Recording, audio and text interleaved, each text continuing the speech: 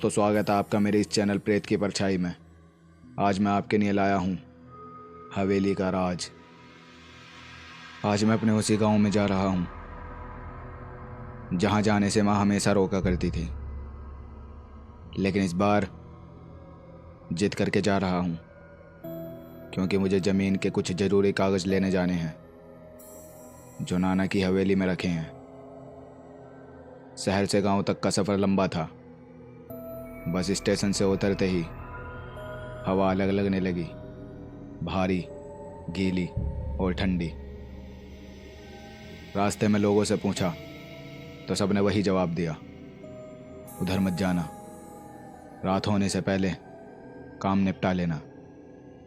लेकिन हवेली तक पहुंचते पहुंचते ही शाम ढल चुकी थी। सूरज जैसे जल्दी ही डूब गया। आसमान नीला नहीं, स्लेटी रंग का था और पेड़ ऐसे झूम रहे थे जैसे किसी अदृश्य ताल पर झूल रहे हों। हवेली सामने दिखी, 4 मंजिला, दीवारों पर काई, टूटी खिड़कियां और बीच में एक बड़ा सा दरवाज़ा जिस पर ताले के निशान थे मगर ताला नहीं।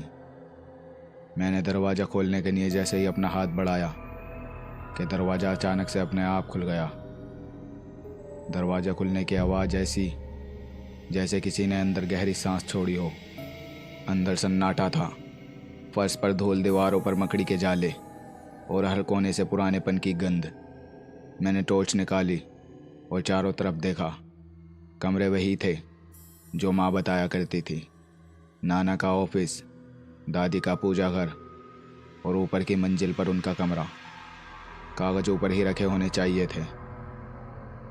ये सोचकर मैंने सीढ़ियाँ चढ़नी शुरू करी। लकड़ी की सीढ़ियाँ हर कदम पर करा रही थी। ऊपर पहुंचते ही हवा का रुख चेंज हुआ और ऐसा लगा जैसे किसी ने धीरे से कान में फूंक मारी हो। नाना का कमरा खुला था। मैंने अंदर झांका। मेज पर पुराना लाल बक्सा रखा था। मैं उस बक्से के पास गया और उसे खोला। उसमें कुछ दस्तावेज, एक पुरानी चाबी और एक फ़ोटो मेरी माँ की शादी की। फ़ोटो उठाते ही लगा जैसे कमरे की हवा बदल गई। दीवार की घड़ी जो रुकी हुई थी उसने अचानक टिक टिक शुरू कर दी। समय 11:37 दिखा रही थी। मुझे माँ ने बताया था कि हवेली में कोई भी घड़ी इस समय के बाद नहीं चलती। लोग कहते हैं उस वक्त हवेली सांस लेती है। मैंने खुद को समझाया कि ये सब डराने वाली बातें हैं। मैंने बक्सा उठाया और नीचे जाने लगा। तभी ऊपर वाली खिड़की से किसी के चलने की आवाज़ आई। धीरे धीरे, एक एक कदम। मैंने टॉर्च ऊपर फेंकी। धूल उड़ गई मगर वहाँ कुछ नहीं था। नीचे पहुँचा तो दरवाज़ा आधा खुला हुआ मिला। मुझे याद था मैंने उसे अंदर से बंद किया था। बाहर हवा तेज हो गई थी। पेड़ एक दूसरे से टकरा रहे थे। तभी कमरे के कोने से हल्की खटखट हुई, जैसे कोई नाखून लकड़ी पर रगड़ रहा हो। मैं रुका। आवाज़ बढ़ी, खर खर खर। मैंने टॉर्च घुमाई पर कुछ नहीं दिखा। फिर अचानक दीवार पर एक परछाई हिली। मेरी नहीं थी। वो धीरे धीरे लंबी होती गई, फिर गायब। मुझे लगा शायद टॉर्च की वजह से ऐसा हुआ। मैंने बक्सा उठाया और बाहर निकलने का सोचा, पर दरवाज़ा अब अंदर से बंद था। मैंने हैंडल घुमाया लेकिन हैंडल हिला तक नहीं, जैसे किसी ने बाहर से पकड़ लिया हो। मैं अभी दरवाज़ा खोलने की कोशिश कर ही रहा था कि तभी मेरे पीछे से एक धीमी और डरावनी आवाज़ आई, इतनी जल्दी जा रहे हो? मैं पलटा। टॉर्च का प्रकाश दीवार पर पड़ा पर कुछ नहीं दिखा। बस एक कुर्सी अपने आप हिली और रुक गई। दिल धड़कने लगा। मैंने खुद को समझाया, पवन तुझे डरना नहीं है। मैं पीछे हटने लगा। तभी ज़मीन पर कुछ गिरा। वही लाल बक्सा जमीन पे गिरकर वो अपने आप खुल गया। कागज इधर उधर फैल गए और बीच में एक फ़ोटो गिरी जिसमें था मैं। इस हवेली के ठीक इसी कमरे में खड़ा था। फ़ोटो पुरानी लग रही थी पर मैं उसमें वैसा ही दिख रहा था जैसा मैं अभी हूँ। मेरे कपड़े, मेरा चेहरा, यहाँ तक कि वो टॉर्च भी मेरे हाथ में थी। ये देखकर मेरे गले में सिहरन दौड़ गई। फिर से ऊपर से कदमों की आवाज़ आई, इस बार साफ, धीरे धीरे नीचे उतरते हुए। ठक ठक ठक। मैंने टॉर्च सीढ़ियों की तरफ फेंकी। ऊपर कोई नहीं, लेकिन कदमों की गूंज और पास आती गई। मैं पीछे हटा और उसी पल हवा ठंडी पड़ गई, इतनी ठंडी कि मेरी सांस से धुआं निकलने लगा। फिर वो आवाज़ फिर से आई, ये घर क्यों छोड़कर चले गए तुम सब? मैं बोला, कौन है वहाँ? उत्तर मिला, जो यहाँ से कभी गया नहीं। और तभी ऊपर वाली मंजिल की खिड़की अपने आप बंद हो गई।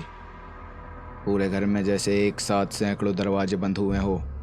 ठक ठक ठक ठक ठक। मैंने दीवार पकड़ ली, सर घूम रहा था। उसी वक्त याद आया, माँ कहा करती थी इस घर में रात कभी पूरी नहीं होती। मैंने घड़ी देखी, अब भी 11:37 हो रहे थे, लेकिन अब घड़ी बंद थी, सुइयाँ जमी हुई। मैंने बक्सा बंद किया और दूसरी तरफ से निकलने का सोचा। पिछवाड़े का दरवाज़ा टूटा था, वहाँ से शायद निकल पाऊँ। मैं गया तो देखा पिछला हिस्सा पहले से ज़्यादा टूटा हुआ था। दीवारें झुकी हुई और बीच में वो पुराना कुआं। लेकिन माँ तो कहती थी कि नाना ने खुद बंद करवाया था इस कुएं को, मगर आज ये खुला था। हवा इसके अंदर से निकल रही थी, गहरी और ठंडी। कुएं के पास कुछ पड़ा था, सफ़ेद कपड़े जैसा, जैसे किसी ने हाल ही में वहाँ रखा हो। पास गया तो देखा वो कपड़ा नहीं, कफन था, और उसके ऊपर रखा था वही फ़ोटो जो अभी हवेली के कमरे में दिखा था। ये देखकर मैं जम गया। टॉर्च मेरे हाथ से गिर पड़ी। हवा ने धीरे से वो कफन हिलाया और कुएं के अंदर से किसी के रोने की आवाज़ आई, धीमी, दबाई हुई, मगर इंसानी। रोने की आवाज़ मुझे बिल्कुल मेरी माँ जैसी लगी, इसलिए मैंने कुछ नहीं सोचा और मैं आगे बढ़ा। कुएं के पास जाके झांका, गहराई में कुछ नहीं दिखा, बस अंधेरा। पर फिर उसी अंधेरे से 2 आंखें चमकी, सीधी मेरी तरफ। मैं पीछे गिरा, मगर किसी ने मेरा हाथ पकड़ लिया, ठंडा, गीला मगर मजबूत। हाथ पकड़ने वाले ने बोला, रुको। उसकी आवाज़ बड़ी ही अजीब, जैसे मरी हुई आवाज़ हो। मैं चिल्लाया, छोड़ो मुझे। उधर से आवाज़ आई, अब तो पहचान लिया ना? उस आवाज़ को सुनते ही जैसे मेरा दिमाग सालों पीछे चला गया हो। बचपन की एक एक चीज़ मेरे दिमाग में घूमने लगी। और उसी पल मुझे याद आया, मेरा एक छोटा भाई था, रमन। एक रात मैं और मेरा छोटा भाई, हम दोनों इसी कुएं के पास खेल रहे थे। लेकिन खेलते खेलते ही मेरा धक्का लगने की वजह से मेरा छोटा भाई इस कुएं में गिर गया था। मैं बहुत छोटा था और नाना बहुत गुस्से वाले थे। उनके डर से मैंने किसी को नहीं बताया कि भाई मेरी वजह से कुएं में गिर गया है। माँ ने पूछा तो मैंने बोल दिया कि मुझे नहीं पता भाई कहाँ है। सारी रात भाई को ढूंढा गया, लेकिन वो किसी को नहीं मिला। मिलता भी कैसे, वो तो कुएं में गिर के मर गया था। लेकिन अगले ही दिन मेरे छोटे भाई की लाश पुल के ऊपर आ गई। घर वालों ने लाश को निकाला और उसका अंतिम संस्कार कर दिया।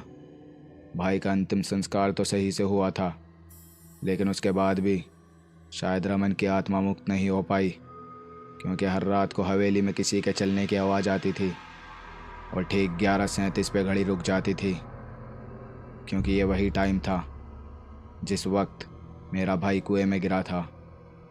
ये सब याद आते ही मेरी आंखों में आंसू आ गए। रमन की आत्मा ने अभी भी मेरा हाथ पकड़ा हुआ था और उसकी आवाज़ एक बार फिर आई, बिल्कुल मेरे कान के पास। तू तो यहाँ से चला गया, लेकिन मैं आज भी यहीं हूँ। उसकी आवाज़ सुन के मैं रोने लगा और अपना हाथ झटक कर उसकी पकड़ से आज़ाद होने की कोशिश करने लगा, मगर उसकी पकड़ और कसती गई। हवा घूमने लगी, पूरा घर जैसे कुएं में गिरने लगा। आखिरी चीज़ जो मैंने देखी, कुएं की दीवार पर एक बच्चा खड़ा था और वो बच्चा कोई और नहीं, मेरा भाई रमन था। इतना देखने के बाद मेरी आंखें बंद हो गईं। कितने घंटे बीते पता नहीं। जब आंखें खुलीं, मैं बाहर मैदान में पड़ा था। गांव के पास कुछ लोग मुझे घेर के खड़े थे। उन्होंने कहा, तू रात से गायब था, हवेली तो बरसों पहले जल चुकी है, वहाँ अब कुछ नहीं। मैंने उठकर देखा, जहाँ हवेली थी वहाँ बस राख थी, पर राख में वही लाल बक्सा पड़ा था, जला हुआ, और अंदर सिर्फ एक फ़ोटो बची थी, मेरी और एक छोटे बच्चे की, जो मेरी ही शक्ल का था। मैंने वो फ़ोटो हाथ में ली। हवा फिर से बदली, बिल्कुल ठंडी। दूर से किसी के हंसने की धीमी आवाज़ आई, बिल्कुल वैसी जैसी बचपन में मेरे भाई हंसा करता था। वो हंसी मुझे याद है। कहते हैं उस हवेली की जगह आज भी कोई मकान बनाता है तो रात के 11:37 पर दीवारों से खर्चने की आवाज़ें आती हैं। लोग कहते हैं वहाँ अब कोई भूत नहीं, बस एक याद है जो किसी का नाम पुकारती है, और मुझे पता है वो किसको पुकारती है। तो दोस्तों, कैसी लगी आपको मेरी ये स्टोरी? प्लीज़ कमेंट करके ज़रूर बताएं और हमारे चैनल को सब्सक्राइब करें, लाइक करें प्लीज़। Thank you.